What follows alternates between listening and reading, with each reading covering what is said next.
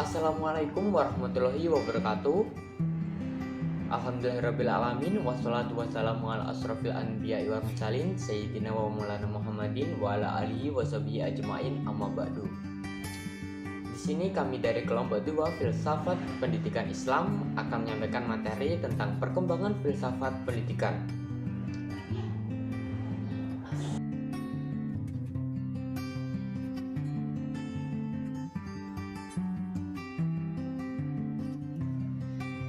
Di anggota kelompok kami ada 3 anggota. Yang pertama ada Safia Rahmawati, yang kedua ada saya, Maria Harisdawan, dan yang ketiga ada Fatma Auliana.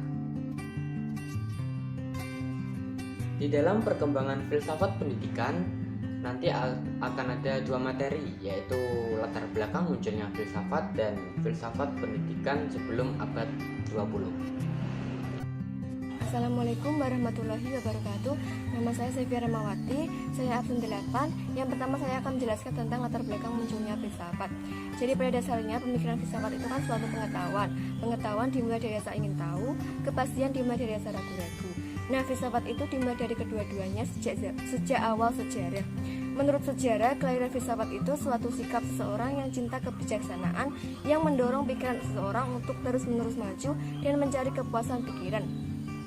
Jadi tidak merasa bahwa dirinya itu ahli, tidak menyerah kepada kemalasan, dan terus-menerus mengembangkan penalarannya untuk mencari suatu kebenaran. Sehingga timbulnya filsafat itu karena manusia merasa kagum atau heran.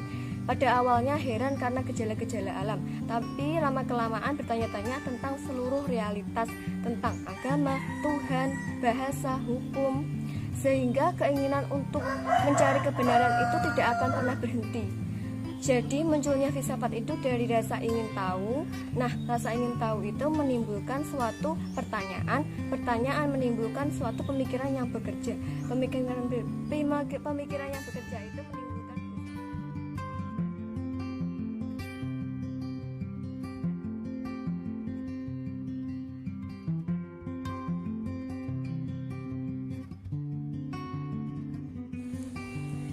Yang kedua, saya akan menjelaskan tentang perkembangan umum. Periode perkembangan filsafat ini dibagi menjadi 4. Yang pertama, filsafat Yunani. Filsafat Yunani adalah filsafat tertua.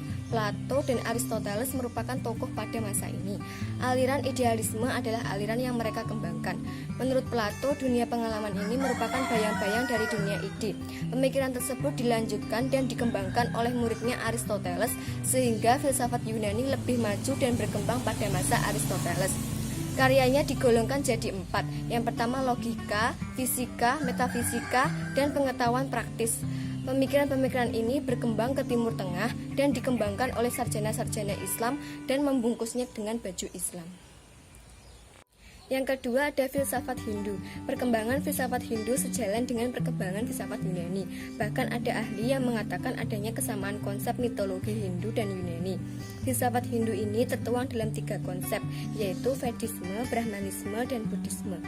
Vedisme adalah keseluruhan alam pikiran India yang merupakan filsafat dan agama.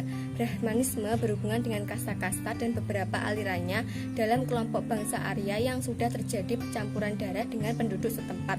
Buddhisme sebagai filsafat didasarkan kepada keyakinan bahwa segala sesuatu yang ada di dunia ini diliputi oleh sengsara. Yang ketiga ada filsafat Islam. Tokohnya Harun ar-Rasyid, Khalifah Daulat Abbasiyah yang mengembangkan pemikirannya untuk mengkaji ilmu pengetahuan. Ia mendirikan sebuah lembaga pengkajian ilmu pengetahuan yang bernama Baitul Hikmah. Ajaran dan keterangan filosofi mereka dipengaruhi oleh Neoplatonisme.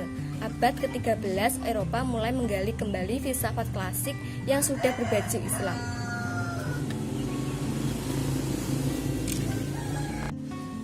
Yang keempat ada filsafat Eropa. Filsafat Eropa adalah filsafat modern yang berkembang sejak munculnya keinginan untuk menjadikan alam pemikiran klasik sebagai pedoman bagi perkembangan ilmu pengetahuan dan kebudayaan yang terkenal dengan istilah Renaissance, yaitu ditandai oleh kecenderungan pemikiran untuk mengambil kembali alam kebudayaan Yunani yang humanisme. Salah satu pemikiran yang perlu dicatat pada masa ini adalah rasionalisme yang diperkenalkan oleh Rene Descartes. Pemikiran lain dalam perkembangan filsafat Eropa adalah aliran empirisme, didukung oleh Francis Bacon, Thomas Hobbes, dan John Locke dan David Hume. Selain empiri, terkenal juga filsafat kritisisme. Dan selanjutnya perkembangan filsafat pendidikan. Definisi dari filsafat pendidikan itu sendiri adalah pelaksanaan pandangan falsafah dan kaidah falsafah dalam bidang pendidikan yang mencerminkan satu segi dari segi pelaksanaan falsafah umum dan menerbitkan kepada pelaksanaan prinsip-prinsip dan kepercayaan-kepercayaan yang menjadi dasar falsafah umum dalam menyelesaikan masalah-masalah pendidikan secara praktis. Kemudian tinjauan pemikiran permulaan filsafat pendidikan. Pemikiran-pemikiran permulaan filsafat pendidikan berkembang dalam tingkat humanisme relativistik, humanisme ilmiah, dan humanisme literer. Pemikiran yang mereka terapkan dalam dunia pendidikan berhubungan dengan usaha mendidik warga negara keturunan yang baik untuk memegang senjata guna pertahanan negara. Selanjutnya, metodologi ilmu pendidikan sebelum abad ke-20.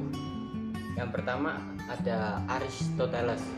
Metodologi ilmu dibangun oleh dua pola berpikir, yaitu deduksi dan induksi. Deduksi adalah pola pikir yang bertolak dari yang umum ke khusus. Pola berpikir ini menggunakan silogisme yang terdiri atas temayor, terma minor, dan simpulan. Induksi adalah pola berpikir kebalikan dari deduksi. Sehubungan dengan kedua pola itu, Aristoteles berkeyakinan bahwa hal yang khusus adalah sebuah kesatuan dari materi dan bentuk-bentuk. Melalui induksi, generalisasi tentang bentuk ditarik dari pengalaman keinderaan. Pada tahap kedua dalam penelitian ilmiah, kesimpulan-kesimpulan umum yang ditarik melalui induksi dipergunakan sebagai premis-premis untuk deduksi dari pernyataan-pernyataan tentang observasi yang pertama. Selanjutnya, tonggak kedua Francis Bacon. Perkembangan metodologi ilmu dicetuskan oleh Francis Bacon pada tahun 1561 sampai 1626. Francis Bacon berkeinginan untuk membangun kembali ilmu yang baru dan menentang konsep-konsep tentang ilmu dari Aristoteles. Menurut Bacon, jiwa rasionalis mempunyai 3 macam daya. Yang pertama, daya ingatan menciptakan sejarah. Yang kedua, daya imajinasi menciptakan puisi. Dan yang ketiga, daya pikiran menghasilkan filsafat. Filsafat terdiri dari 3 bagian, yaitu filsafat tentang Tuhan atau teologi alam atau rasional. Yang kedua, filsafat tentang alam, dan filsafat tentang manusia. Yang terakhir, tonggak ketiga perkembangan abad ke-19. Nama tokoh-tokoh yang perlu disebut dalam perkembangan tonggak ketiga adalah John Stuart Mill pada tahun 1806 sampai 1873. Ia berusaha merumuskan teknik-teknik induktif untuk menilai hubungan antara kesimpulan dengan evidensi atau hal-hal yang menjadi sumbernya. Selanjutnya, nama tokoh Philip Frank pada tahun 1884 sampai 1966. Ia membahas tentang kausalitas dan berbagai interpretasi tentang mekanika kuantum dan teori relativitas ditandai sebuah tilikan yang tajam dalam metodologi yang dipergunakan secara aktual oleh para ilmuwan. Yang ketiga, Ernest Mach pada tahun 1838 sampai 1916. Ia memberikan sumbangan pada mekanika, akustika, termodinamika, psikolog eksperimental, dan filsafat ilmu, antara lain menyatakan bahwa ilmu hendaknya tertuju pada menyusun sebuah deskripsi yang ekonomis tentang hubungan di antara gejala-gejala. Yang terakhir, Henry Poincaré pada tahun 1854 sampai 1912.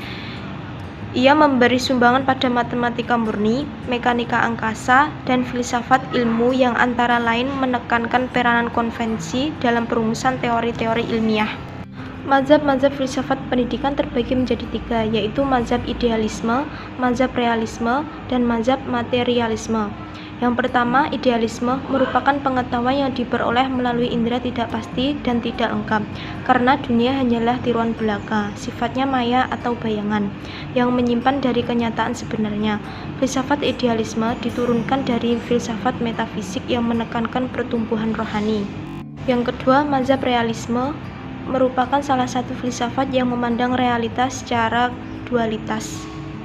Yang terakhir, mazhab materialisme memandang bahwa realitas seluruhnya adalah materi. Dalam arti sempit, materialisme adalah teori yang mengatakan bahwa semua bentuk dapat diterangkan menurut hukum yang mengatur materi dan gerak. Mungkin itu saja yang dapat disampaikan oleh kelompok kami. Apabila ada kurang lebihnya kami mohon maaf. Wassalamualaikum warahmatullahi wabarakatuh.